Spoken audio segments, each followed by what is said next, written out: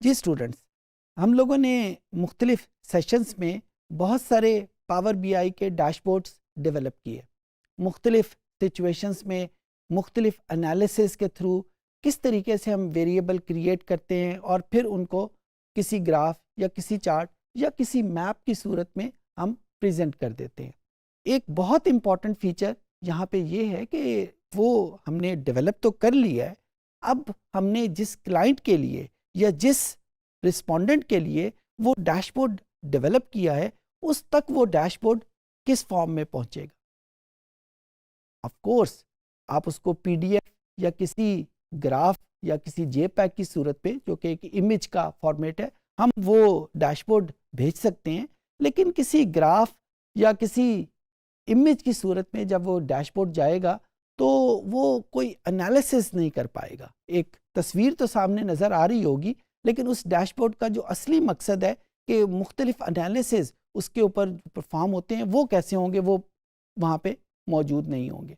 तो किस तरीके से हम अपनी प्रोडक्ट को, एक डैशबोर्ड को किसी दूसरे क्लाइंट के ऊपर या किसी दूसरे अपने दोस्त के पास कैसे भेजेंगे।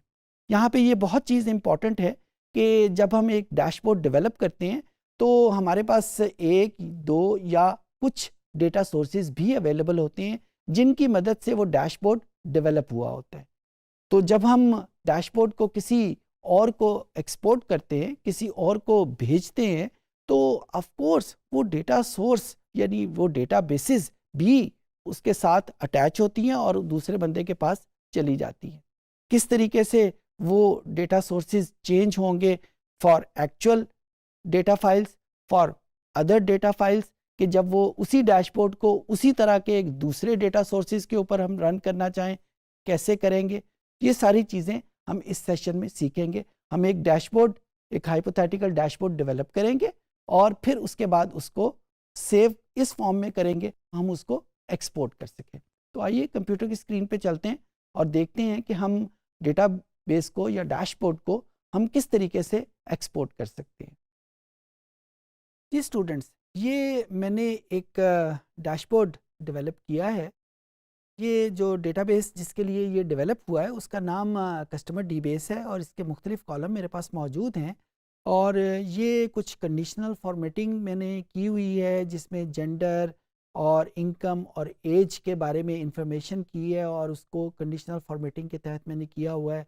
ये कोई कार्ड भी मेरे पास मौजूद है जो कि अभी हमने पिछले सेशंस में सीखा कि ये हमें इंफॉर्मेशन दे रहा है, एवरेज ऑफ एज की इंफॉर्मेशन दे रहा है। ये एक स्कैटर प्लॉट है और ये एक फनल प्लॉट है, यानी मुख्तलिफ़ किस्म की इंफॉर्मेशन मुख्तलिफ़ किस्म के प्लॉट से मेरे सामने आ रही हैं। और जैसा आपको पता ही है कि यहाँ पे हम ये सारे जो प्लॉट्स हैं, जो ग्राफ्स हैं, ये आपस में एक दूसरे के साथ रिलेटेड है। कहीं पे भी मैं किसी को फ़िल्टर करना चाहूँगा, फॉर एग्ज़ाम्पल अगर मैं इस इनकम कैटेगरी को आइडेंटिफाई करना चाहता हूँ मुख्तलिफ ग्राफ्स में, तो सिंपल किसी एक ग्राफ में मैं उसको क्लिक करता हूँ और वो बाकी सारे ग्राफ्स में उसके मुताबिक जो है वो चेंजेस आ जाती हैं। किसी भी ग्राफ को किसी भी रेफरेंस से मैं चेंज करूँ तो वो बाकी सारे ग्राफ्स को ऑटोमेटिकली चेंज कर देता है।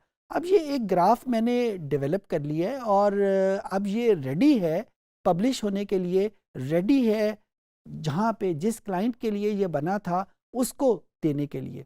तो जिस प्रोसेस के तहत हम इसको करेंगे, इस सेशन में हम उसको सीखने की कोशिश करते हैं। एक बात याद रखिएगा कि जब भी एक डैशबोर्ड डेवलप होता है वो कभी भी ओरिजिनल डेटे के ऊपर डेवलप नहीं होता, बल्कि ओरिजिनल डेटे जैसी डेटा फाइल डेवलप होती है और फिर उसके ऊपर एक डैशबोर्ड डेवलप कर लिया जाता है।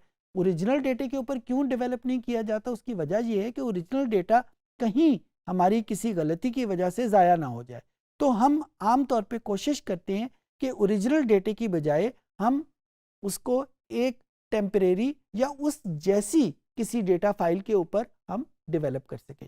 अच्छा, जब ये डैशबोर्ड डेवलप हो गया तो अब हमने एक काम तो ये करना है कि इसको जो डेटा फाइल है इसमें ओरिजिनल डेटा फाइल रिप्लेस करनी है और दूसरा काम हमने ये करना है कि हमने इसको ट्रांसपोर्ट करना है, एक्सपोर्ट करना है from this computer to our clients computer. ये दो काम हैं और फॉर्चुनेटली पावर बीआई हमें बहुत अच्छा प्लेटफॉर्म प्रोवाइड करती है इस काम को करने में। जो ही हम इसको सेव का बटन प्रेस करते हैं तो ऑटोमेटिकली ये उसकी डेटा फाइल को, जिस भी डेटा फाइल के लिए ये बना हुआ है, उसके साथ अटैच करता है और अटैच करने के बाद उसको एक फाइल फॉर्मेट में चेंज कर देता है। जिस भी बंदे को हम ये डैशबोर्ड देंगे उसके साथ ये डेटा फाइल ऑटोमेटिकली अटैच हो जाएगी। और उस पर्टिकुलर फॉर्मेट में एक ऑप्शन और भी मौजूद है, एक फैसिलिटी और भी मौजूद है कि अगर हम उसमें डेटा फाइल को चेंज करके उसी तरह की, जिसमें उसी तरह के कॉलम्स हों, उसी तरह के वेरिएबल्स हों, अगर उसको उसमें रिप्लेस करेंगे तो ऑटोमेटिकली वो डैशबोर्ड उस चेंज्ड, उस मॉडिफाइड डेटा फाइल के मुताबिक कन्वर्ट हो जाएगा। तो लिहाजा जब भी हम डैशबोर्ड डेवलप करेंगे तो हम उसको उसी फॉर्मेट में कन्वर्ट करेंगे जिस फॉर्मेट में पावर बीआई हमसे रिक्वायर करती है। यहाँ पे एक बात और भी है कि डैशबोर्ड दो जगहों के ऊपर बहुत आसानी के साथ पब्लिश किए जा सकते हैं, भेजे जा सकते हैं। एक हमारे मोबाइल फ़ोन के ऊपर, मोबाइल फ़ोन में भी पावर बीआई की एप्लीकेशन मौजूद है, लेकिन उस पावर बीआई की एप्लीकेशन में ये जो सारी डैशबोर्डिंग हमने की है, उसको डेवलप किया है, डेवलप हम नहीं कर सकते, हम सिर्फ उसको वहाँ पे व्यू कर सकते हैं। सिमिलरली हम अपने कंप्यूटर की स्क्रीन के ऊपर भी उस डैशबोर्ड को सिर्फ हम व्यू करने के लिए भी देख सकते हैं। तो भले हम अपने मोबाइल के ऊपर देखें या अपने किसी कंप्यूटर के ऊपर उस बने हुए डैशटॉप को, मैं ये बात नहीं कह रहा कि हम उस डैशबोर्ड को डेवलप वहाँ पे करेंगे, मैं सिर्फ ये कह रहा हूँ कि डैशबोर्ड डेवलप किसी और जगह नहीं, किसी और जगह पे हुआ है और हम सिर्फ उसको व्यू कर रहे हैं। उसको देखने के लिए हम इसको इंटरनेट के ऊपर भेजेंगे, इंटरनेट के ऊपर शेयर करेंगे, और जो ही हम इसको इंटरनेट के ऊपर शेयर करना चाहेंगे ताकि हम इसको कहीं पे भी उस नेट के थ्रू हम इसको व्यू कर सके, वहाँ पे हमें इस पावर बीआई डेस्कटॉप के लाइसेंस की ज़रूरत पड़ेगी। लाइसेंस के बगैर हम इसको इंटरनेट के ऊपर शेयर नहीं कर सकते। अगर हम इंटरनेट को यूज़ किए बगैर इसको सिर्फ सेव करें और उस सेव फॉर्मेट को हम किसी और को दे दें जो कि नेट के ऊपर यूज़ ना करना चाहता हो, सिर्फ अपने कंप्यूटर में यूज़ करना चाहता हो, तो उसके लिए पावर बीआई के लाइसेंस की हमें ज़रूरत नहीं है। हम सिंपल जिस तरह ये फ्री वर्जन है इसको भी यूटिलाइज़ करके कर सकते हैं। तो अब हम वो प्रोसेस करते हैं, वो बटन मैं आपको बता देता हूँ, कोई इतने रॉकेट साइंस नहीं है।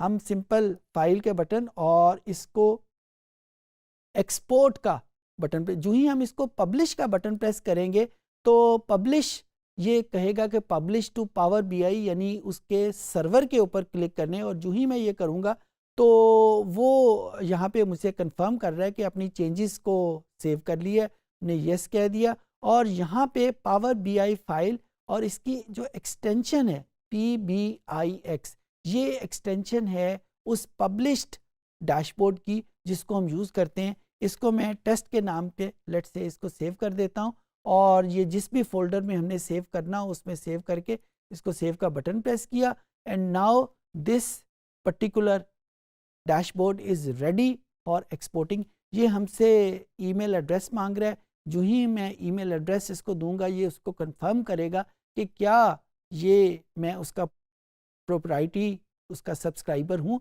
अगर मैं हूँ तो उसको यूज़ कर लेगा और मुझे आगे जाने की इजाज़त देगा, लेकिन अगर मैं पावर बीआई को मैंने ख़रीदा नहीं हुआ तो यहीं पे मुझे उसको रोक देगा। मैं आपको सामने दिखाता हूँ, यहाँ पे मैं अपना ईमेल एड्रेस जो है जो माइक्रोसॉफ्ट का है वो शेयर करता हूँ, और देखते हैं कि ये हमें किस किस्म का बिहेवियर प्रोवाइड करता है।